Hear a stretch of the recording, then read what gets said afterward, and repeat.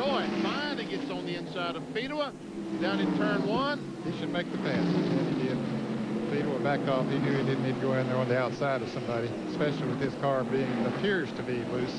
There's Stevie Reeves. He's back out on the track. He moves to the inside, lets the leaders go by. Clear. On the 44th spotter that we heard talking to David Green, the driver of the Slim Jim car. There he is. Here comes Mark Martin back up through the pack. Remember, he made that early pit stop. They came in and made an adjustment on the car during the first caution flag of the day. That's Phil Parsons. He pulls up on the back bumper off. There's Jeff Green on the inside of Mike Wallace, and Mike wisely backed off, let Jeff Green go.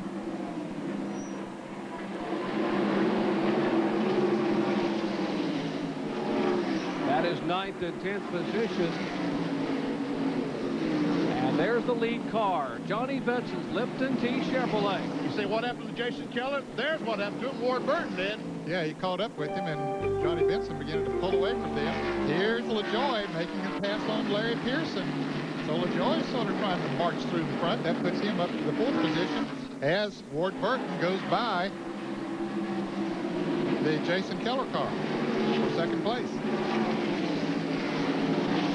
Now Ward Burton in the Cat car has his eyes on the Lipton T car about 20 car lengths in front of him.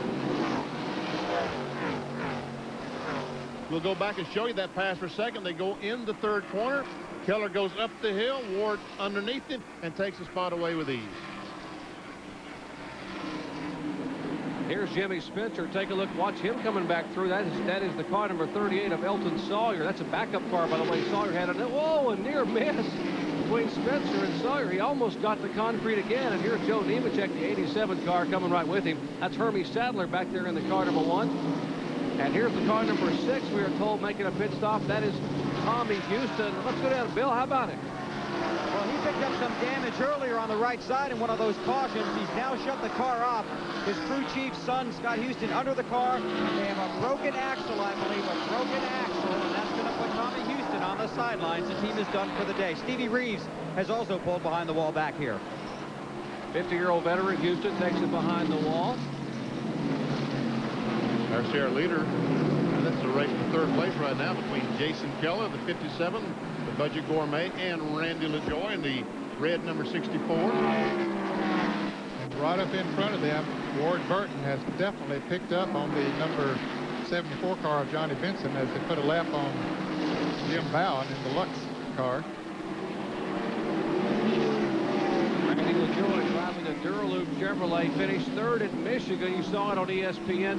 They have really done a heck of a job, Dennis Shoemaker and company, getting that car ready. I was told that Shoemaker said that the people, the sponsors, were so pleased with the performance at Michigan, they've signed up for another year, so that's good news for Randy LaJoy and company if they decide to stay together. There he is, started 11th and currently in 4th position. As laps are winding down here, we are solidly in the Gatorade 200 Busch Grand National Series event. 33 laps in the books at 147.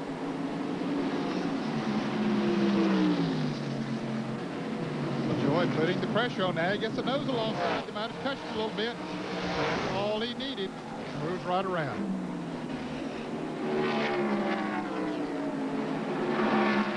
So LaJoy goes to 3rd.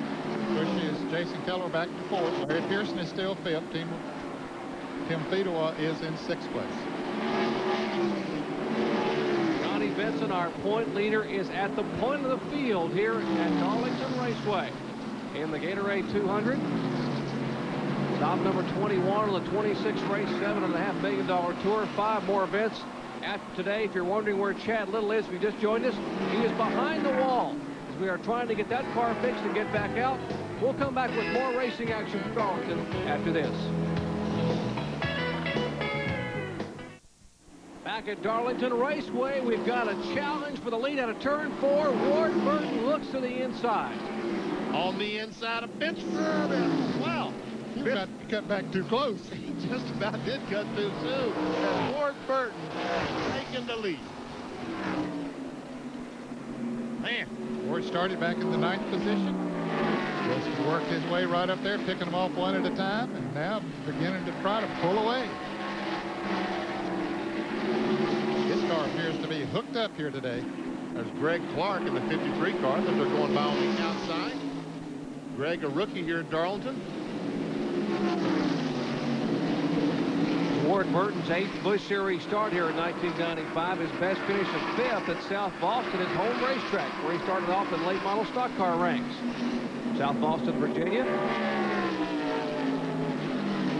And we told you Stevie Reeves had a miserable beginning, getting some contact with the concrete. Bill has caught up with him. Bill?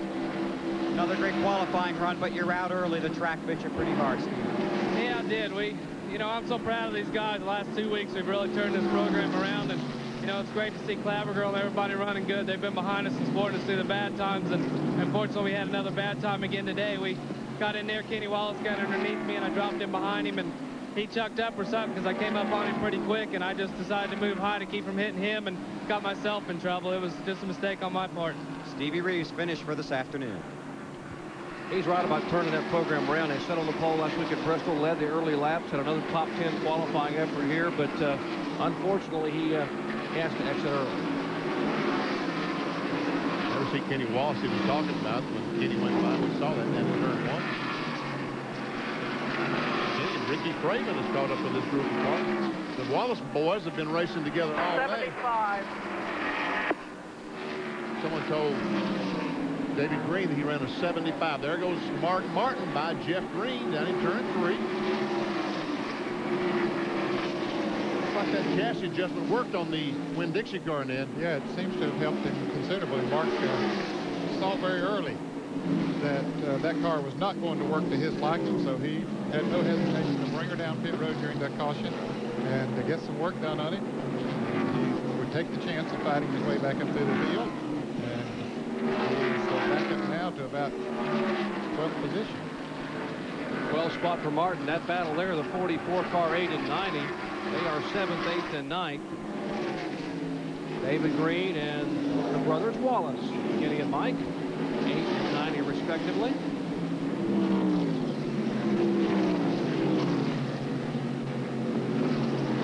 Mike McLaughlin trying to get by Patty Movies as they come off turn 4. And just about, they did make some contact. Actually, as now, the 18 car, and that's who's driving the Tom Peck.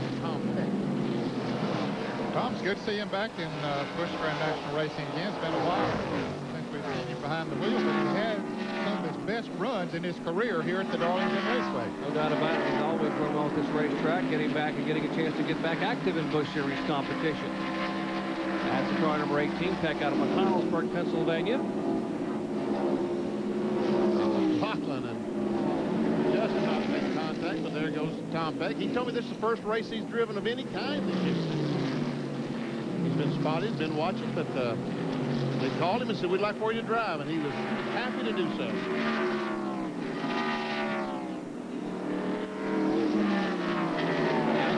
Heavy contact Tracy Leslie had earlier with Chad Little. Now Bill Weber has caught up with Tracy. Bill? And Jerry, he's very disappointed. 13th in points. You wanted to rack up some more today. Tracy, your version of what happened out there.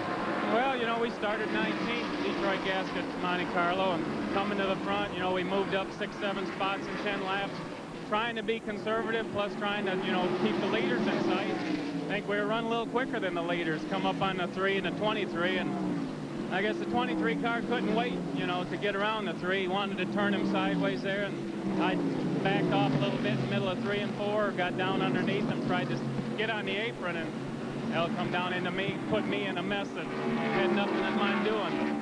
I don't know, it's the 4th time this year, like I told them guys, that we've been taken out by that car. I don't know, I can appreciate people running for the championship, but, there's 40 other guys out there too, and, to be doing stuff like that 10 laps into the race. Bad move. That's Tracy Leslie. You're watching the 60 car of Martin Martin. Now, he is clicking them off one by one. Whatever they did to that car, guys, obviously helped it a bunch. Apparently, the car was pushing. It turned, the front end simply wouldn't turn. And they took a rubber out of the right front. That'll have a tendency to loosen the car up a little bit. So, yeah, you're right. It's working here. He comes up on Kenny Wallace, moves to the inside. Whoops. Didn't quite make it there. He'll get him in a lap or so. And there's Ricky Craven came back up on the outside while Martin was down on the inside up there trying to pass Wallace. And Craven took advantage of that situation. Martin had just passed Craven about 2 laps ago for position. Tell you what, you don't see him run through 1 and 2 side by side too much. But now Ricky's going to have to back off, and he's got to worry about Mike Wallace because here comes Mike on the inside. And he's going to take the spot away from Craven. Well, no, he doesn't do it. Oh, maybe. That's 10th spot back there. That is Craven in 10th. The 2-car, Ricky Craven, and Mike Wallace, the 90 car, in 11th spot. And once again, Mark Martin. Oh, he got Craven. David Green. That's Troy Beebe in the car number 24 that gets into the side of David Green. And Green's car goes T-boning backwards into the concrete. Now, Kenny Wallace gets his car fired, and Mark Martin somehow made it through that mess. Don't know how. Well, we said at the top of the show, man, it's going to be exciting. Yep. Let's see. We didn't lie. Let's see what happens. There's Troy Beebe in the 24 car. And we see that Troy Beebe gets in the 44 car for some reason. I don't know. Maybe we'll have a better picture from inside Mark Martin's car, but I don't believe Kenny Wallace hit anything. Let's listen here. This is the roof cam.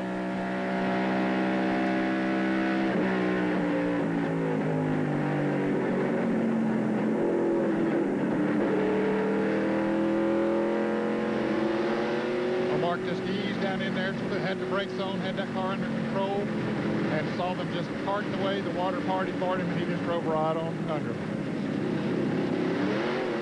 All right, one more angle of this accident.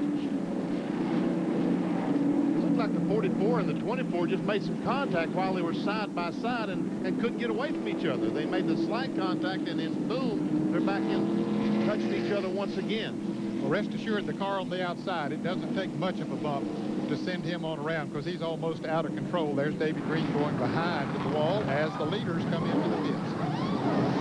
Here's Larry Pearson, Tim Feederwood, Jason Keller, and here's the Winn-Dixie car of Mark Martin. Boy, he just made it look so easy when he came down and backed out. Here's Kenny Wallace's crew. Changing right sides, now left sides. Likewise, Mike Wallace's crew. Now, the NASCAR Busch Series rules for the caution flags is 2 sets of tires for the entire race for the caution and 2 per position. Here's Martin's Winn-Dixie car down and away. Larry Pearson the next out. Jason Keller as they come down. Kevin LePage coming down pit road. Rodney Combs, Visual and Company. Where's Ward Burton, the leader? Is he sitting on the back?